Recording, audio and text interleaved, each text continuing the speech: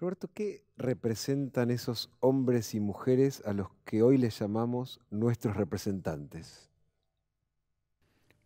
Bueno, hay muchísimas cosas para decir sobre el tema. Yo creo que la primera que diría es la cisura, la separación, la brecha que hay entre ciudadanos y representantes y que enfatizaría también que no es una muestra de una patología del sistema, sino es algo que es resultado, yo diría inclusive resultado buscado, de un modo de pensar el sistema institucional. Eh, Uno para simplificar, pero yo creo que cuando se discutían las primeras discusiones importantes sobre representación en Inglaterra, en Estados Unidos, hubo como dos grandes ideas. Una era la del representante sujeto, dependiente, digamos, como abogado de los ciudadanos, ¿no? Entonces, el representante en el sentido como si uno contratase un abogado que lo puedo retirar cuando quiero y Sí. que está sujeto a mis órdenes y a mi... Y la otra visión era la visión así más burkeana, y era, no, hay que mantenerlo separado, independiente, tiene que pasar a ser, una vez que es electo, ya no representante de quien lo eligió, sino de todos, y entonces tiene que tener completa libertad de pensamiento y no estar sujeto a nadie. Y entonces se modeló el sistema representativo de acuerdo con esta segunda visión, y eso, digamos, prohijó un sistema como el que tenemos, con algunos beneficios, pero con todos los perjuicios que se sabía desde el Claro. primer minuto que eso podía generar, que es la separación, la independencia, la dificultad de control, la dificultad de canales de comunicación. Y yo creo que las cosas en un punto se han empeorado, porque inicialmente se habían pensado acompañar, digamos, el voto de los representantes con una diversidad de canales de comunicación, de puentes entre ciudadanos y representantes, y todos esos puentes fueron cortados, con lo cual al voto le quedó una responsabilidad extraordinaria, y entonces el voto, claro, se le ha puesto sobre las espaldas al voto una carga tan grande que es incapaz de llevar, porque, digamos, finalmente uno cuando vota, bueno, uno quiere, cualquier persona, digamos, sin que sea un intelectual, quiere transmitir distintos mensajes, qué sé yo, me encanta la economía, pero por favor ajusten esto, eh, me parece bueno lo que están haciendo, qué sé yo, pero en salud reproductiva, en temas de aborto, ¿por qué no hacen tal Claro, cosa? tengo un solo botón, es Claro, y, el y- y voto. uno quiere decir, saquen a este Claro, ministro, pongan a este otro, y uno tiene un solo botón, claro. entonces eso es muy Mm. problemático. Y uno de los puentes eran los partidos políticos. Y hoy tenemos cada vez más espacios que uno no sabe exactamente qué son. Dicen que son el futuro frente al pasado, son la expresión de lo que la gente quiere, entre comillas, y que uno no sabe exactamente qué son. Y son digamos, Yo un diría fenómeno que global, ¿no? tenemos trajes institucionales que nos quedaron muy chicos. Entonces, desborda, digamos, nuestras pretensiones al sistema representativo por todos los costados. El Congreso fue pensado idealmente como, bueno, con la capacidad de representar a sociedades que se asumían como más o menos homogéneas, sí, pongamos así, ¿no? Y esto no es tan lejano a lo que tenían muchos de nuestros padres fundadores en la cabeza. Si hay básicamente dos grupos, ricos y pobres, o propietarios y no propietarios, bueno, con que yo elijo algunos propietarios, otros no propietarios, asumiendo, uno, que la sociedad está dividida en pocos grupos, dos, que esos grupos son internamente homogéneos, bueno, pongo un par de acá, un par de allá, ya representé a todos. Ujú. Cuando en cambio lo que reconocemos es que la sociedad es recontradiversa, no solamente que hay 1000 grupos que quieren 1000 cosas distintas, sino que cada uno es 1000 cosas. Uno a lo mejor es arquitecto, feminista, anti, digamos, qué sé yo, religioso. Uno tiene una identidad, digamos, muy fragmentada. Entonces, ¿el Congreso cómo hace para representar esa diversidad? Entonces, fue pensado con una sociología política, yo diría, muy imperfecta, aún para ese tiempo. Para nuestra época es muchísimo más imperfecta. Entonces, hay ese tipo de quiebras del sistema representativo por todos lados. Entonces, no es difícil reconocer por qué las angustias que hay en Argentina, en España, en Estados Unidos, en cualquier lado, en Grecia, con la cuestión de la representación. Todos estamos afectados por males similares. ¿Y qué hacemos con esas categorías que ya, de hecho, los dirigentes o la mayoría prefiere desechar, o que acá en la Argentina se simplifica muy fácil diciendo, no, yo no soy ni izquierda, soy derecha, soy peronista y como por eso parece que se resuelve todo? ¿Qué hacemos con esas viejas categorías pensando en términos de representación? Para mí son totalmente pertinentes.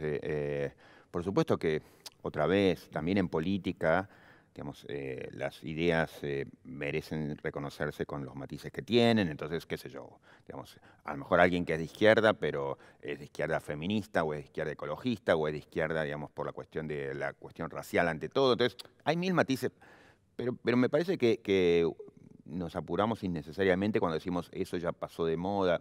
Bueno, no, digamos, yo identifico, por ejemplo, a la izquierda con algunos reclamos vinculados con democracia política, democracia económica, por ejemplo. Bueno, yo diría, una persona es más de izquierda o menos de izquierda en relación con este tipo de categorías. Y eso sigue teniendo validez. Eso, el conservadurismo tradicionalmente y mucho del progresismo moderno le interesó la concentración del poder. ¿Por qué? Porque antes le gustaba el monarca, porque piensan que la gente no está bien preparada, porque digamos, los ciudadanos no tenemos capacidad ni ganas. Bueno, entonces concentremos el poder políticamente y territorialmente. Bueno, eso fue una mirada que yo diría habitualmente de derecha. La persona de izquierda para mí quiere democracia política. ¿Esto qué es? Bueno, el poder lo tenemos entre todos, lo tenemos que tener entre todos. Todos tenemos derecho a intervenir en los asuntos públicos.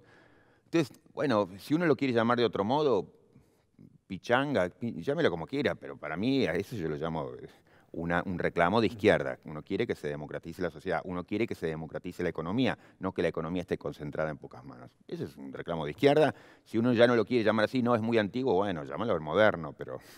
Pero no deja de ser... No, no deja de ser, no, digamos, no deja de referenciar lo mismo que referenciaba antes, que es, a eso le llamábamos tradicionalmente pretensiones de izquierda. Hagamos un ejercicio, ya que estás sentando posiciones claras, ocurre un ejercicio mágico y te transformas en constituyente. ¿Qué instituciones se podrían cambiar? ¿Qué le aportarías al diseño institucional para que esas ideas puedan empezar a cumplir algún tipo de rol? Mira, un punto que sí diría, sobre el cual estuve trabajando los últimos largos años, es que hay como un error, hay muchos errores, pero hay un gran error que ha sido propio del constitucionalismo latinoamericano y que ha sido muy típico, en particular en las últimas décadas, y que ha sido sobre todo típico en la gente progresista que se metió a trabajar sobre las reformas, que fue este enamoramiento con los derechos, que no está mal, yo también, digamos, defiendo, pero hemos llenado nuestras constituciones de un montón de derechos económicos, sociales, culturales, multiculturales, culturales, de todo tipo. Y hemos descuidado la otra gran parte de la Constitución de la que depende todo, que es cómo se organiza el poder. Entonces, es como que nuestras constituciones empezaron a latir con dos corazones. Uno, más social, progresista, de avanzada, democrático, y todo eso tiene que ver con la parte de los derechos. Entonces tenemos derechos para todos los gustos, indígenas, participación. Ahora, el otro corazón, la otra parte de la Constitución, la que tiene que ver con cómo se organizan los poderes, sigue estando diseñada de acuerdo a lo que se pensaba en el siglo XVIII y XIX, con todos los criterios del elitismo y desconfianza democrática que había entonces. Entonces, tenemos dos constituciones que van para dos lados distintos en toda América Latina. Y entonces, qué sé yo, últimas reformas en Ecuador, Venezuela. Bueno, todos los derechos del mundo están incorporados. La propia Constitución argentina, en el 94, lo digo irónicamente, pero fue básicamente así. Se examinaron todos los derechos que estaban caminando por el mundo, en todos los tratados internacionales, todos dentro de la Constitución. Bueno, qué sé yo, no digo que sea una vergüenza, pero es preocupante en un punto, pero finalmente yo lo defendería. Ahora, lo que me preocupa muchísimo es el descuido completo de no ajustar de manera acorde todo lo otro que era lo más importante. Entonces, por ejemplo, para hacerlo visible, si yo tengo, como en la Constitución ecuatoriana nueva, 200.000 nuevos derechos de participación popular y mantengo un presidente concentrado, reforzado, digamos, con todo el poder. Bueno, entonces, ¿qué estoy haciendo? Sí, claro. Quiero o democratizar, disolver el poder o concentrarlo en una persona. Entonces, no nos mintamos y no me mienta usted, constituyente. Entonces, yo creo que ese ha sido un error recurrente. Bueno, acá pasó, se incorporaron muchas herramientas de participación muy acotadas. Sí, la consulta popular, pero no te metas en temas impositivos. Sí, También, sí, lo que me importa. También, o en temas penales. Yo te quiero opinar ahí. Digo, no, no, hasta ahí no te mucho metas. peor, sí. Eso y mucho más o mucho menos. Entonces, tenemos estas constituciones partidas con una desconfianza, digamos, finalmente sobre la ciudadanía, a la que, digamos, desde la parte de los derechos se la elogia, se la llena de posibilidades que se le niegan, digamos, a partir de la maquinaria del poder. Yo, digamos, usé la metáfora esta de que las constituciones latinoamericanas no han abierto la sala de máquinas, ¿no? Como que han mantenido la puerta a la sala de máquinas cerrada. Y, digamos, como que nos han permitido juguetear ahí en el living, digamos, entonces nos han traído, digamos, juegos y entonces estamos haciendo los cubos, los dados, y mientras el poder está pasando por otro lado. Entonces, realmente, si mantienen el compromiso los constituyentes, que anuncian a partir de todo lo que declaman cuando hablan de los derechos, bueno, entonces ajusten. Y Roberto, y vuelvo al ejercicio, sos un constituyente en este momento. ¿Cómo sería permitirle al ciudadano que entre a la sala de máquina del poder? Hay mil cosas. Primero, digamos, hay que descabezar al sistema tal como lo tenemos organizado hoy en la idea del poder ejecutivo superpoderoso. Digamos, eso es antitético con la vocación democrática que uno tiene. O sea que si uno no rompe ese núcleo, si uno no descabeza ahí, ya tenés un problema. Segundo, hay que recuperar muchos de los instrumentos de control y de diálogo con los representantes que existieron y que son imaginables, pero que no tenemos. Es un poco lo que hablábamos. O sea, uno eligió, y después durante 2 años, 4 años, 6 años, se queda, digamos, cruzado de brazos porque otra vez, digamos, yo lo que quiero es como que estamos en la época de las cavernas todavía en términos de política representativa. O sea, uno tira un voto contra la pared y a ver quién lo interpreta y cómo lo interpreta, pero uno no tiene formas de diálogo para decir, che, tengo 1000 matices sobre esta política. ¿Por qué no hacen esto? ¿Por qué no hacen esto otro? Un ejemplo. Y vos fíjate qué ejemplo complicado, porque, digamos, como suele ocurrir, te prometen una cosa que te la niegan por el otro lado.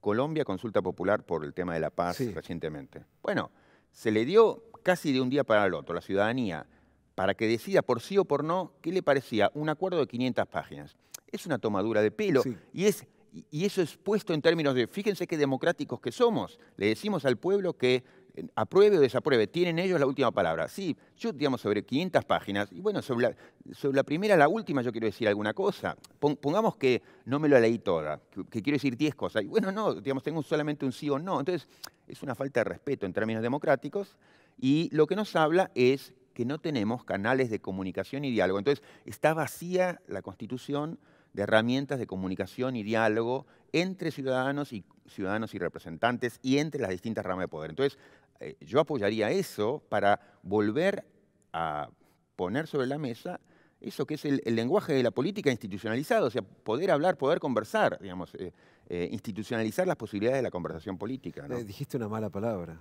para este país, la posibilidad de conversar. Sí, claro.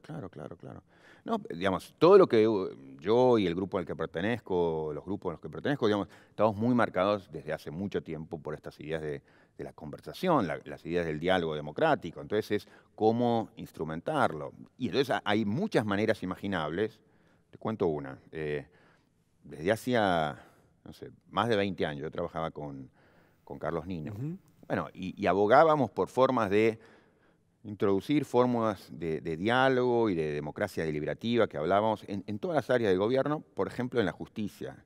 Bueno, cuando el mundo jurídico hablaba con nosotros, se hablaba, que mucho respeto no nos tenía, se moría de risa diciendo, pero ¿qué tiene que ver el diálogo, la democracia con el Poder Judicial, las audiencias? Bueno, desde hace unos años la Corte implementa audiencias. Que son muy valiosas. Claro, no digo que por ahí se salva el mundo, pero es el tipo de herramientas deseables que 20 años atrás, cuando uno las enunciaba, el mundo jurídico se moría de risa, diciendo, esto es ridículo, no tiene nada que ver con el derecho, eso lo sugieren ustedes porque son los filósofos, no entienden nada. Bueno, de lo más interesante que en la Argentina y en el mundo, digamos, ha traído Cortes Supremas como la nuestra, es las audiencias públicas, cómo han funcionado. Entonces, si usted quiere diálogo, es posible. Entonces, eso, me parece que hay luces que se encienden, que muestran que hay caminos posibles, que hoy por hoy están muy peleados, que hay muchas puertas que se cierran, pero también hay pequeñas luces que muestran que estamos reconociendo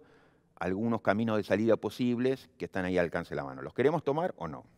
Hablabas de nuestra Constitución llena de derechos. Obviamente que uno suscribe, dice, sí, claro, ¿cómo no? Está perfecto, pero también, por ejemplo, hay unos que uno dice, sí, que se buscan garantizar más que otros, ¿no? El derecho a comer, o sea, el derecho a vivir, no siempre se garantiza con el mismo entusiasmo con el derecho a circular libremente, ¿no? Bueno, lo que yo diría es,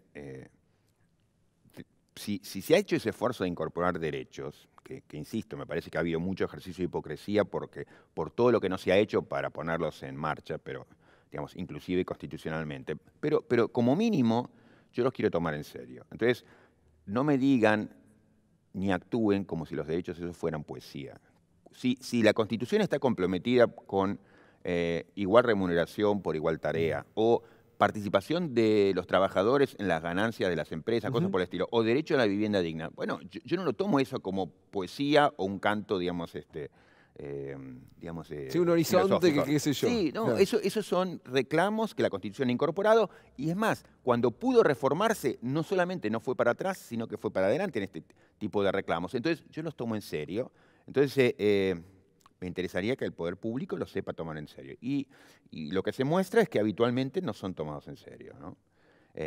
Por eso es importante que, qué sé yo, en situaciones de protesta, de crisis, de queja, digamos, el que se queja, digamos, sepa que muy habitualmente sus reclamos tienen respaldo en el propio texto de la Constitución. Y eso no es poca cosa y no debe ser tratado como poca cosa, ¿no? Bueno, pero ahí siempre aparece siempre una discusión Mm. muy alimentada también desde el minuto a minuto de la televisión sobre el derecho que vulnera a otro, ¿no? El que corta la calle y el que quiere ir por la Sobre eso, autopista. para decirlo de algún modo, está bastante transitada la cuestión, en el sentido de que hay mucho pensamiento al respecto. Entonces, uno, digamos, tiene que despejar la hojarasca digamos, de la bobada, digamos, televisiva y periodística en el peor sentido, digamos, y en vez de indagar en digamos, en las cloacas de los comentarios de las notas en los diarios y la gente que por Twitter y por sus cosas, digamos, dice cosas barbaridades. Pero no, me parece que hay mucho pensamiento y desde, digamos, en nuestro país y en todo el mundo, qué sé yo, hay mucha reflexión sobre qué hacer cuando hay derechos en conflicto, y diría, muchos de los casos más importantes en la historia de la jurisprudencia mundial tienen que ver con eso, con reflexiones sobre cómo hacemos en esas situaciones difíciles, qué privilegiamos, cómo lo hacemos. Entonces, no es que hay una fórmula mágica, pero sí tenemos muchos parámetros para pensar casos difíciles. Entonces, no hay que asustarse con eso, en el sentido de que, bueno, digamos, tenemos herramientas con las cuales ¿Y pero pensar. qué herramienta? O sea, una tal vez es lo que La vos venís primera es diciendo. pensar, digamos, la primera es salir del atolladero en el que muchos nos han puesto, que es, no, si usted tocó mi derecho, ya está. Su derecho termina cuando empieza el mío. Bueno, no, digamos, qué sé yo, el derecho de huelga es una típica situación en donde yo reclamo, el patrón querría seguir Sí, digamos, produciendo. produciendo y no puede. Entonces, es una situación de choque de derechos, pero estar recontra, súper estudiada, digamos, hay acuerdos infinitos sobre cómo pensar esas situaciones. Nadie piensa que el derecho de la huelga se cae porque el patrón está muy triste o muy enojado, o sea, porque se le chocó el derecho. Entonces, hay mucha tontería sobre cómo se nos quiere, digamos, asustar, sobre las dificultades de pensar estas situaciones, y yo creo que eso, que hay muchos caminos ya transitados, entonces no hay que asustarse con eso. Por supuesto, hay dificultades, pero frente a las dificultades hay que pensar y dar argumentos, digamos, lo primero que hay que hacer. Y eso, me parece que estamos muy preparados, inclusive dentro del derecho. Hay mucha gente preparada para frenar la discusión y sacar una carta, yo diría, engañosa de, no, bueno, pero esto es así, su derecho terminó, ya chocó con el mío, digamos, bueno, Bueno, es que ahí es eso es donde lo típico. aparece lo que vos decías, en la cocina del Mm. poder, en la sala de máquinas todavía, y adentro hay Bueno, muchos actores, especialmente de la justicia, que se seguro. atan a principios muy conservadores y dicen, no, yo de acá no me muevo, ¿no? Sí, las cosas son todavía peores porque justamente por eso que yo ponía el acento en descabezar al poder concentrado en el Ejecutivo, porque ese mal es como, digamos, la pieza de dominó que va tirando a todas las otras. O sea, el poder ejecutivo concentrado empieza a derrumbar a todas las otras piezas del... Y entonces lo que ha pasado en América Latina es que la justicia se convierte en un órgano muy politizado por ese presidente fuerte, que es el que la condiciona, le promete cargos futuros, digamos, la amenaza con un juicio, digamos, en el Consejo de la Magistratura, un retiro. Entonces, tiene muchas formas de amenaza y entonces se ha politizado en el peor sentido de la justicia. Entonces, no solamente que hay muchos principios conservadores, que los hay, y si uno ve, por ejemplo, la sociología de los jueces, y algunos estudios también tenemos en Argentina, vemos que efectivamente la mayoría son más bien conservadores, la mayoría son más bien, digamos, religiosos de cierto tipo, blancos, de clase media alta, varones. Bueno, hay una sociología que genera ciertos resultados preocupantes. Pero más allá de eso, hay este vínculo muy intenso con la política, sobre todo en los lugares más sensibles, la justicia federal u otros lugares, que hacen que entonces no es simplemente que tenemos decisiones tendientemente, digamos, conservadoras, tendencialmente conservadoras, sino que además tenemos jueces que están, digamos, en el teléfono con el poder, y es lo que vemos en cómo se tramitan las causas de corrupción y demás, ¿no? Pues ese es un tema central, ¿no? Sí, pero entonces... Pero hay una manera de hacerlo distinto con estos jueces y con este sistema. Yo creo que se lo puede identificar como de los grandes dramas de la política, digamos, del tiempo, y que por eso merecería una atención especial. ¿Cómo hacemos para tramitar esos problemas vinculados con los abusos que se hacen desde el poder? Y me parece que en los últimos tiempos ha habido muchos intentos. Menciono uno, digamos, una reciente reforma a la ley administrativa desde el kirchnerismo después de 11. O sea, fíjate cuál fue la primera respuesta que dio el kirchnerismo después de 11, que fue, en lugar de salir a contener, abrazar, apoyar, solidarizarse, dar respuesta económica, buscar justicia penal y demás, lo que se hizo fue tratar de blindar a los funcionarios públicos, digamos, frente a este tipo de situaciones, desresponsabilizándolos. O sea que sí, se pueden hacer muchas cosas, y muchas de las que se han hecho han ido en la dirección exactamente contraria. No para buscar formas de facilitar el control y la responsabilidad del funcionario, sino buscando formas para desresponsabilizarlo. Esta idea de no penalizar la decisión política. Claro, digamos, de cubrir a los responsables principales digamos, de este tipo de situaciones. Entonces, típicamente las empresas del Estado que contratan, bueno, como es lo que pasaba en el caso de los ferrocarriles, la idea era cómo hacemos para blindarlo. Esa fue la primera respuesta jurídica que se dio desde el Estado frente a la tragedia del 11. Entonces es eso, ¿se pueden hacer cosas? Sí, y se están haciendo cosas en la dirección contraria. Mira, cuando Alfonsín se enfrentó con el problema de las violaciones masivas, ahí también uno pudo decir, se identificó un drama absoluto en la vida política del tiempo, que era cómo reaccionamos frente al genocidio.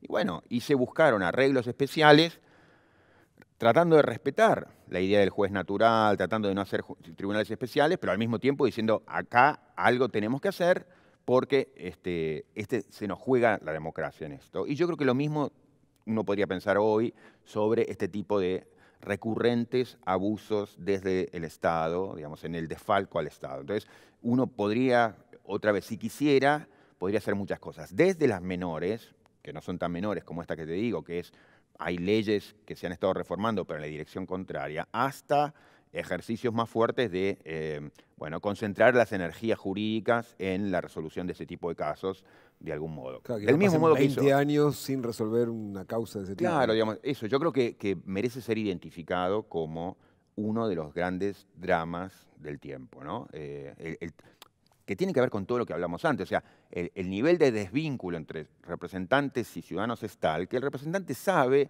que bajo ciertas condiciones lo que pasó en el gobierno anterior, a ver, yo no lo adjudico a la maldad personal, pero las circunstancias institucionales, por ejemplo, tener mayorías propias en las cámaras y demás, daban vía libre para decir, primero, legislativamente hago absolutamente lo que quiero, y segundo, digamos, ningún juez se va a animar, dado que yo controlo, digamos, las cámaras y tengo la mayor influencia en el Consejo de la Magistratura, ningún juez se va a animar a torearme, entonces dale para adelante. Y lo que eso terminó haciendo es, otra vez, no por la maldad íncita del kirchnerismo, sino por las condiciones institucionales que ellos mismos ayudaron a empujar. Y bueno, digamos, de manos libres de hacemos lo que queremos. Entonces, era como que todo el dinero de la, digamos, obra pública era dinero utilizado exclusivamente para el enriquecimiento propio del grupo. Bueno, por supuesto que hay un problema, y por supuesto que es un problema que tiene raíces institucionales, entre otras raíces, que merecen atenderse y que pueden atenderse. Entonces, Ahora, decías precisamente esto, las mayorías absolutas, que obviamente terminan dándole aún más poder al poder que ya venía configurado institucionalmente, pero en el último tiempo, de hecho, eso cambió, digamos, un gobierno sin mayorías propias, que también tiene el condicionamiento externo, ¿alcanza con no estar en mayoría para mitigar el poder del hiperpresidencialismo? no, por supuesto que no, por supuesto que no, pero es una buena pregunta. Por supuesto que yo creo que es una de las buenas noticias del tiempo que el poder esté dividido, porque ayuda, digamos, a que por razones de las buenas y de las malas haya mayor control sobre cómo se hacen las cosas. Entonces, eso es una buena noticia. Tal vez, digamos, es esperable que no ocurra como antes, que todo el dinero de la obra pública está usado, digamos, de modo discrecional y para el abuso. Entonces, por el tipo de controles que hay, insisto, por buenas y malas razones, es dable esperar que parte de ese dinero se lleve efectivamente a la obra pública y eso va a ser muy saludable para todos.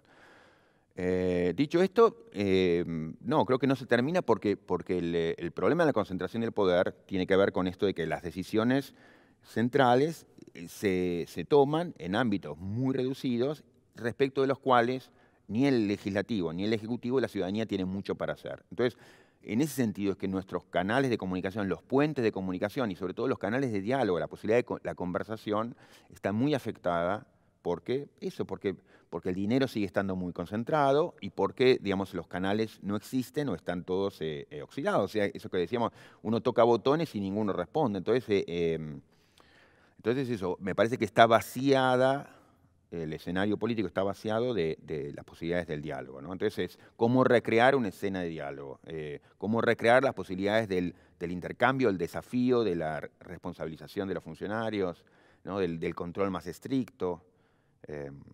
Roberto, habías traído el tema de derechos humanos, tragedia de Once, y vos mencionás que con los muertos de Once, y no solamente con estos, pero especialmente en ese momento, hubo un quiebre Mm, de lo que vos le llamás así, de la suerte de contrato, mm. de presupuesto básico acerca de lo que entendíamos por el nunca más. Es decir, hay un límite entre la vida y la muerte que no podemos superar y que ahí aparece algo así como la administración del interés, me conviene o no que me conviene, ¿no? Empezar a hacer cuentas acerca del costo político. ¿Qué nos pasó como sociedad? No, a lo mejor uno lo leyó mal o a lo mejor sobreinterpretamos lo que estaba ocurriendo cuando nació el Nunca Más y se hicieron los juicios a la Junta. Eh, yo creo que, bueno, en lo personal, y creo que muchos leímos lo que había ocurrido, como eso, lo que yo describía como un contrato, como, digamos, la ruptura con el pasado y la idea, la afirmación de que hay ciertas cosas que no queremos que ocurran nunca más. No queremos la discrecionalidad del Estado, la violencia, la tortura, la persecución al que piensa diferente. Todas esas cosas, digamos, están claras que forman parte de lo que repudiamos entre todos. No queremos ver situaciones de tortura, campos clandestinos, digamos, no queremos nada de eso, nos horroriza, es el pasado del que nos avergonzamos y lo que queremos retirar de nuestra mesa de posibilidades. Bueno, no, y me parece que eso se expresó en muchísimos momentos, por ejemplo, durante años, y yo creo que ha habido a todas las marchas del 24 en marzo.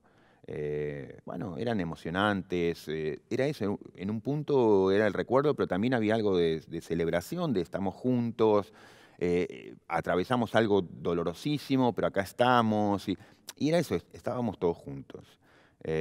Y me parece que eso transcurrieron los años y ese consenso, ese acuerdo, esa idea de estamos juntos se afirmó una y otra vez. Y entonces yo decía casos como el de Mariano Ferreira, es un caso Ujú. tardío, pero también una expresión de no se puede esto nunca más, no queremos que, digamos, desde el Estado, desde esferas oficiales o paraoficiales puedan ocurrir este tipo de cosas, es inaceptable, y luego, digamos, lo que vimos, que al calor de la división política que se fue dando en el país, eh, eso que parecía el acuerdo en un sentido más trágico y también más importante que habíamos forjado, aparecía deshilachado. Y entonces, bueno, 11, pero Nisman, digamos, y hoy mismo con el caso Maldonado, no puede ser que frente a ese tipo de situaciones uno si muestra su preocupación extrema, por ejemplo, por lo que ocurrió con Nisman, digamos, era señalado Si como sos un agente de la derecha que no sé qué. bueno, digamos, lo que siguió a la muerte de Nisman, y eso fue oficiado, yo creo que sin duda, desde oficinas paraestatales o estatales. O sea, yo recuerdo los carteles inundando la ciudad de Nisman rodeado de conejitas, Ujú. pero acaba de morir alguien. Hay una responsabilidad del Estado que además es enorme, con independencia de quién haya tirado finalmente la última bala, quién haya disparado. Hay una responsabilidad enorme porque es obvio, es conocido, es cierto que el Estado estuvo persiguiendo, digamos, haciendo inteligencia sobre este fiscal que tenía una denuncia, y en lugar de poner los recursos del Estado para ver cómo hacemos para que esa denuncia, digamos, se investigue hasta el último punto y dejar en claro que aquí no ha pasado nada serio, o sí, y hacer responsables a quien hay que hacer responsable. No, se estaba espiando la vida privada del fiscal para ver qué hacían sus hijas, para ver qué hacía él con las hijas, se lo seguía, estaba en Europa, se lo seguía. Entonces, ya eso marca una responsabilidad tremenda del Estado. Yo creo que es un drama que tiene que ver con lo trágico de la historia anterior. Otra vez, servicios de inteligencia activados para perseguir a quien acusa, digamos, y no para Y defenderlo. ya no escandaliza. Claro, pero por el contrario, digamos, estamos completamente divididos, y la división política tan radical que terminó habiendo en el país puso en crisis aún ese contrato extraordinario que era el contrato del nunca más. Y entonces empezó a ver quién moría o quién mataba para ver si nos quejábamos o no. Digamos, el caso de Venezuela para mí es también expresión trágica, porque me parecía obvio que para los que hemos conocido lo que significa cuando el poder se militariza, cuando se empiezan a ver, digamos, yo he estado con gente aquí, yo he escrito mucho sobre la protesta y sobre la protección de la protesta, y de repente en Venezuela se criminaliza la protesta, se ponen medidas extraordinarias para limitar la protesta, y además muere gente. muere cantidad de gente en manos del Estado, y dice, pero ¿qué estaban tirando? ¿Y qué no estaban vinculados con Estados Unidos? ¿No le eran funcionales a Estados Unidos? Que eso puede ser entendido como una respuesta imaginable a la luz de nuestra historia, me parece inconcebible, y lo que muestra eso es que ese contrato de algún modo ha quedado quebrado, y bueno, digamos, no es hacer un título, es simplemente, yo creo que es describir una desgracia, que, insisto, tal vez uno había entendido que ese contrato significaba más de lo que significaba, puede ser, yo creo que simplemente, bueno, entre que pasó mucho tiempo y hay mucha gente joven que no vivió lo que había sido la tragedia de la dictadura, no sabe lo que es Sí, tener pero un poder no militarizado. quienes siguen encabezando los principales organismos de derechos humanos en Argentina. Bueno, digamos, sí, digamos, en muchos intelectuales de avanzada, digamos así, es impermisible que hagan ese tipo de distinciones frente a lo que teníamos muy en claro que era inaceptable incondicionalmente. De eso se tratan los derechos, y en particular los derechos humanos. Hablan de un punto de universalidad y de incondicionalidad. Esto es innegociable, no depende de quién, digamos, quién disparó, o si esta persona tenía ideas que me simpatizan más o menos, o si era funcional. No, digamos, esta persona puede ser funcional en Estados Unidos, pero no se la puede matar, el Estado no puede usar su violencia para eso, no puede militarizarse el poder, es inaceptable bajo toda condición. Digamos, si no le gusta, digamos,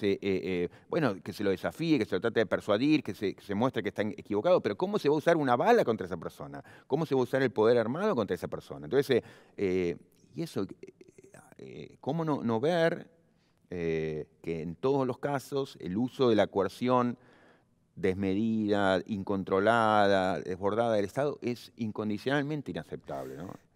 Hablas de la coerción por parte del Estado. Hoy salimos a la calle y preguntamos quién estaría a favor de torturar al que delinque, todo el mundo diría, no, me imagino, quiero creerlo.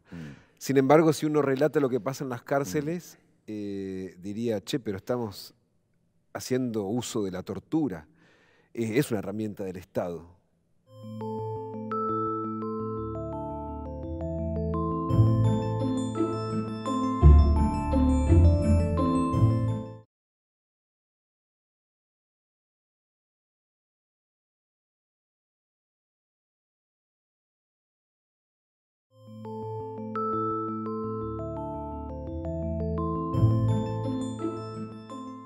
Hoy salimos a la calle y preguntamos quién estaría a favor de torturar al que delinque, todo el mundo diría, no, me imagino, quiero creerlo.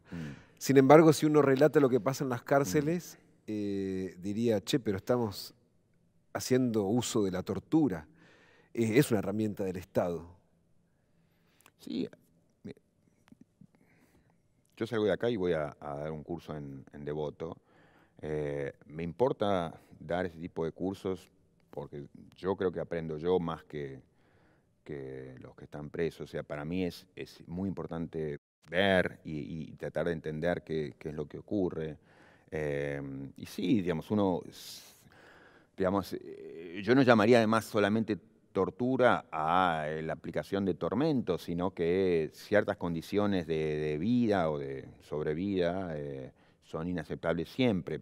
La Constitución argentina, aún en su versión más conservadora, la de 1853, decía las cárceles serán sanas y limpias. Digamos, y había un mensaje liberal, protectivo, humanitario extraordinario en 1800. Y bueno, digamos, es un mensaje que hoy no está claro. O sea, si uno dijera, cumplamos la Constitución, debería decir, bueno, todas las condiciones carcelarias en Argentina son contrarias a la Constitución. ¿Qué significa eso? Entonces, yo creo que no se puede convivir con ese tipo de situaciones. Entonces, por supuesto que hay una pregunta muy difícil sobre, bueno, ¿cuál es la buena respuesta? ¿Cuál es la respuesta apropiada de una sociedad decente frente a situaciones de ofensas graves y demás? Claro. Y sobre eso son temas difíciles. Yo he escrito cosas sobre eso, pero son temas complicados. Pero diría lo más básico. Está claro que, digamos, es inaceptable que se trate a ciertas personas, cualquiera de ellas, aún los que han cometido las peores ofensas contra nosotros, del peor modo. Nosotros no somos, digamos, criminales, nosotros no somos torturadores, nosotros no somos inhumanos, nosotros no somos, digamos, violadores de derechos humanos, y entonces aún la persona que ha cometido el peor de los crímenes merece una respuesta decente. ¿Y qué aprendes en la cárcel? Mucho, mucho. Digamos, reconocer situaciones, ver mucho de la torpeza del discurso con que se maneja uno o se manejan las normas que uno reconoce. Por ejemplo, mucho de nuestro derecho, que en estas áreas en particular está lleno de emparches, digamos, y tiene ese rostro frankensteiniano, pero está hecho bajo la idea de la disuasión a partir del miedo, cosa que es brutal. Pero, digamos, esa idea de que es como apelar al, digamos, al ofensor, al delincuente, como individuo racional. Entonces, bueno, yo aumento las penas de 1 a 3 años. Sí, lo escuchamos en campaña siempre, obvio. Bueno, pero la persona que va a delinquir no está diciendo, uy, aumentaron a 1 a 3 años, ahora sí, no, iba a salir a robar, pero ahora que aumentaron a 3 años. Por supuesto que asume que no lo van a agarrar. Entonces, si le pone 1, 3 o 55 años, Le da es lo básicamente mismo, lo mismo. Digo eso, está fundada sobre bases muy pobres, inaceptables, injustificables, horrendas, digamos. Entonces, eso, reconocer, por ejemplo, esto, que el tipo de dislates sobre los cuales está parado nuestro sistema penal y nuestras normas penales, que además eso, han seguido digamos así, la evolución, la sociología de nuestras normas penales ha seguido una evolución que tiene paralelos también en el mundo anglosajón, que es desde concepciones muy elitistas. Sí, que no participe el ciudadano de Sí, la pero decisión aún judicial. los sectores progresistas suscriben estas ideas de esto lo tienen que hacer los buenos técnicos, pero siempre son técnicos, una élite de personas o, digamos, las soluciones populistas a lo Bloomberg. Ahora, son finalmente las dos caras de la misma moneda, el elitismo de unos y el populismo de otros, porque unos apelan a la voluntad de personas a las que no consultan y otros apelan a los intereses de personas a las que no ven nunca. Entonces, finalmente los dos están apelando a los intereses o a la voluntad del pueblo, pero el pueblo está ausente. Entonces, hay ese modo esquizofrénico, pero es un modo muy compartido y muy común en todo el mundo, diría también en el mundo anglosajón, que es tan horrendo en estas materias como el nuestro. ¿Vos ¿no? le caspás a esta idea, a esta dicotomía del punitivismo extremo y del garantismo, desde un lado que es esta cosa del igualitarismo, en el Sí. acceso a la justicia, en la participación? ¿En qué medida eso que puede sonar tal vez filosóficamente extraordinario puede transformar el Mirá, derecho? te doy dos casos. Yo tengo una visión que está más informada por esas ideas, pongamos así, igualitarias o de diálogo. Dos ejemplos. Uno, el tema del consumo personal de estupefacientes. Sí. Una respuesta es la respuesta brutalista habitual, que es, esto es inaceptable, entonces lo castigo por haber estado consumiendo estupefacientes que están prohibidos, tal cosa. La respuesta, no del garantismo, diría del garantismo bobo que está muy extendido Sí. aún dentro de las esferas judiciales, es no, bueno, esto tiene que ver con la vida privada de cada uno Es un déjelo concepto tranquilo. liberal Claro, claro. libre, digamos, no, acá no hay nada. Bueno, yo creo que la respuesta es otra y que pasa por formas de restablecimiento de la comunidad, de diálogo, de inclusión, de apoyo. Mira, por distintas circunstancias yo viví mucho tiempo en Noruega, que en muchos sentidos es un paraíso. Pero tenía mucha de esta visión que yo veo como liberal equivocada, que es que se expresaba, por ejemplo, me acuerdo en digamos, dentro de sociedades muy afluentes y ricas, pero también estaban uno en las estaciones de subte o digamos, en la terminal de ómnibus, se concentraba gente, digamos, y que eran como manadas de gente, de zombies, gente destruida, digamos, destruida por el consumo de O estupefacientes. sea, los que el Estado los Claro, desatendía absolutamente. No claro, los entonces era una penaba, política pero... liberal de, Sí. bueno, no, pobre gente, se hacen, y no los vamos a perseguir, no los vamos a criminalizar por esto. Bueno, no, requiere mucha otra cosa, requiere un tipo de apoyo, un tipo de contención, un tipo de ayudas que no se le está dando. Entonces, otro caso que no es Noruega, sino Argentina, y es de los casos más resonantes y dramáticos de los últimos años, que no sé si te acordás, pero el caso este del indoamericano. Ujú. Bueno, tierras tomadas, peleas entre la ciudad, provincia, nación, disparos, gente sin vivienda, o sea, una situación totalmente trágica. Otra vez, una respuesta posible es la brutal. Acá, digamos, usted ocupó ilegalmente la tierra, eso está penado, pum, digamos, se terminó, castigo.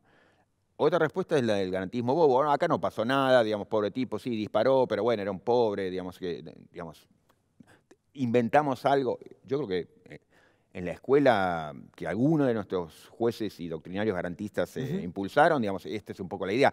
Voy a ver qué te invento para dejarte afuera. Lo Bueno, que me llama el minimalismo. sí, la peor versión. Claro.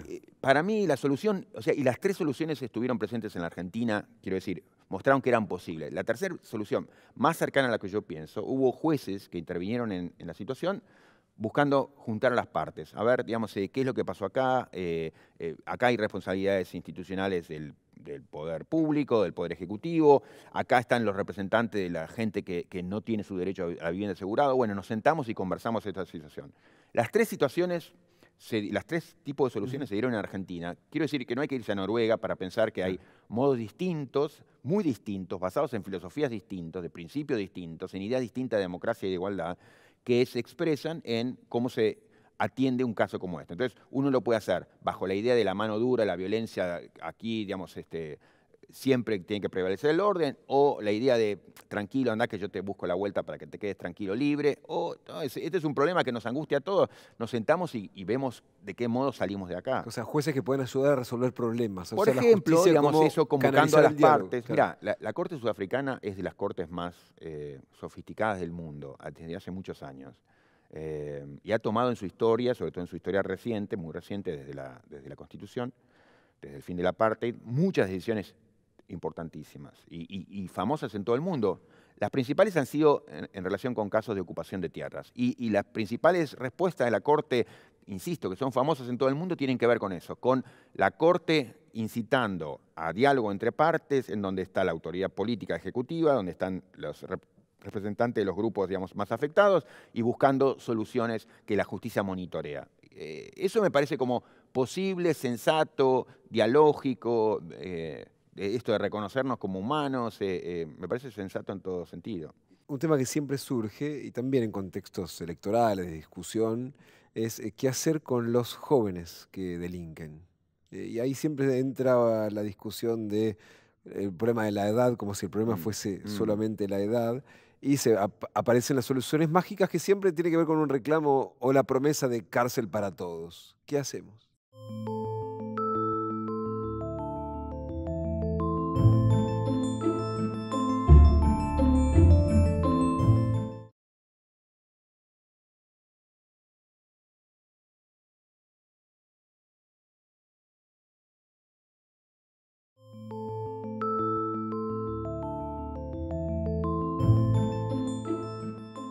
Un tema que siempre surge, y también en contextos electorales, de discusión, es qué hacer con los jóvenes que delinquen. Y ahí siempre entra la discusión de el problema de la edad, como si el problema fuese solamente la edad, y aparecen las soluciones mágicas que siempre tiene que ver con un reclamo o la promesa de cárcel para todos. ¿Qué hacemos? Sí, primero descartar ese tipo de discursos que son como discursos propagandísticos que empiezan a circular rápidamente y que políticamente parecen redituables, entonces los políticos también echan a rodar. No, yo creo que hay mucho para hacer en términos de lo que se llama justicia restaurativa, de reconstitución de comunidad, y hay experiencias, inclusive experiencias piloto en Argentina, que son muy exitosas. No se los ha testeado todavía para los grandes crímenes en países como el nuestro, pero sí para muchos otros delitos, y funcionan normalmente muy bien, que es esto, digamos, pandillas de jóvenes o jóvenes, digamos, involucradas con el tema de la droga. Bueno, entonces, en la escuela, con los referentes sociales, con la comunidad, o sea, primero, no se trata de Juan o Juancito en este caso, que cometió una falta seria, sino que es un problema que trasciende a Juan, que involucra a su familia, que involucra a su comunidad, que involucra y que podemos encontrar apoyos para dar una respuesta en el club, en sus referentes sociales, en la escuela, en sus referentes dentro de la escuela, en la familia, en sus referentes dentro de la familia. Entonces, hay modos de abordar esto que dejan completamente de lado la tontería que simplemente lo que hace es empezar a educar en la violencia institucional al joven, digamos que es esto de institucionalizarlo. Y la discusión se ha puesto, digamos, tan desagradable porque es un poco la dicotomía de ¿qué hago? ¿Lo encierro con adultos o lo encierro en un instituto, digamos, donde lo violan y viola a él? O sea, es una locura que estemos pensando en esos términos. Entonces, Pero ¿cuántos jueces conoces que se involucran con lo que vos llamás el hay, autogobierno comunitario y no, pero personal que puedan decir, hay. bueno, Mira, una experiencia que yo tuve escribiendo sobre cosas sobre la protesta es que hay muchos jueces reaccionarios, muchos jueces conservadores, muchos jueces políticamente dependientes, pero también hay muchos jueces ignorantes. Y hay muchos jueces que quisieran hacer otra cosa, pero no saben qué. Y otra cosa más, lo de jueces ignorantes me parece terrible. bueno, sí. Y hay, digamos, también estos jueces, y eso es muy predominante, con miedo. Entonces, que dicen, uy, pero si yo hago esto me van a tomar como el juez, digamos, rojo o el juez tal cosa, y entonces no, mejor no lo hago porque, digamos, es muy importante para el juez, yo diría es la principal motivación, no hacer olas, porque tienen un montón de privilegios y no quieren hacer escándalo y ser puestos en el foco. Entonces, lo último que quieren es tener un escándalo a la vista. Entonces, el miedo es una gran fuente de explicación de lo que pasa con los jueces y cómo actúan. Entonces, bueno, ocurría eso, que si no había, cuando desde la doctrina, pongamos así, empezamos a normalizar que había maneras distintas de pensar los desalojos, el tema de la ocupación de tierras, las protestas y la respuesta frente a la protesta, bueno, muchos jueces se animaron porque vieron que había respaldo doctrinario, oficial o, digamos, institucionalizado o con títulos, digamos, que le daban autorización. Entonces, que si caminaban ese terreno no iban a hacer un escándalo, no iban a estar mojándole la oreja a nadie, sino que iban a estar siguiendo una doctrina. Entonces, eso fue interesante reconocer, ¿no? Es o sea, que hay un espacio de jueces que no es digamos, menor, que quieren hacer otra cosa, pero que o lo ignoran o tienen miedo. Entonces, como legitimar y mostrar que hay espacio para caminar por otro lado, eso sí es importante, es Eh, importante. sos de los intelectuales que muchas veces dice públicamente a quién vota o a qué espacio Mm, apoya. Imaginemos este ejercicio que un día Gargarela se convierte en oficialista, por lo menos Sega claro. hagamos ese ejercicio. Gana el que votaste. ¿Cómo es un Gargarela oficialista? No, mira, atravesé una etapa similar porque yo no había votado al radicalismo. Yo, en general he votado a la izquierda en cualquiera de sus versiones o en alguna de sus versiones más bien. Pero como voto de crítica, como voto de disconformidad, porque en general es lo que siento. No, pero en la primera época de la democracia, yo trabajaba con Carlos Ujú. Nino, y Carlos Nino fue el responsable del diseño, o uno de los grandes responsables del diseño del juicio de las juntas. Y entonces trabajaba en una oficina que era no era en casa de gobierno, pero digamos era en una institución que respondía al gobierno, y entonces Nino estaba muy vinculado en todo sentido, también muy afectivamente vinculado con Alfonsín, y bueno, y nosotros trabajábamos para Nino, No, pero transité esa etapa y de ahí yo saqué muchas enseñanzas y también mucho enojo de cómo otros tramitaron sus vínculos con un gobierno al que no miraban con antipatía, digamos así. Que es, yo recuerdo haber salido a marchar contra el gobierno de Alfonsín decenas de veces, pero por las más distintas causas, por causas económicas, por lo que hacía y dejaba de hacer con el tema, por el punto final, por la obediencia divina, o sea, salí miles de veces. Entonces, yo tenía vínculos, inclusive laborales, con el alfonsinismo, pero no tuve empacho de escribir un montón de cosas en contra, de marchar en contra, de ser... Y por eso me sorprendió mucho, digamos, que luego, muy en particular en los años del kirchnerismo, digamos, en donde es como que revivió un periodo así de militancia como la que habíamos tenido nosotros en una época, la idea de militancia tenía que ver con el sometimiento, de no vayas a cuestionar, pero obvio, digamos, o sea, si no hay crítica más interesante que la nuestra, que es de la gente que no quiere matarte, que no quiere hundirte, que no quiere que te vaya mal, sino que quiere que te vaya bien. Y entonces decimos, así no puede ser, no, la obediencia de vida es inaceptable, el punto final es inaceptable. ¿Cómo vas a hacer esto? Y no te lo decimos desde la oposición que te quiere hundir, sino desde sectores que miramos con afecto, digamos, mucho de lo que estás haciendo. Y entonces, para mí no había crítica mejor que esa. Ya en ese momento creo que había, digamos, problemas en la materia, aunque yo recuerdo muchísimo de la gente con la que yo trabajaba que salíamos en esas mismas marchas. Pero me parece muy llamativo que después se haya naturalizado la idea de que si uno está cercano a algún oficialismo, lo que tiene que hacer es estar sometido. Me parece insólito.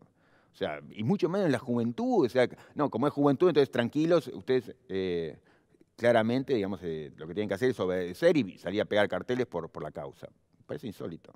Gracias. Mm.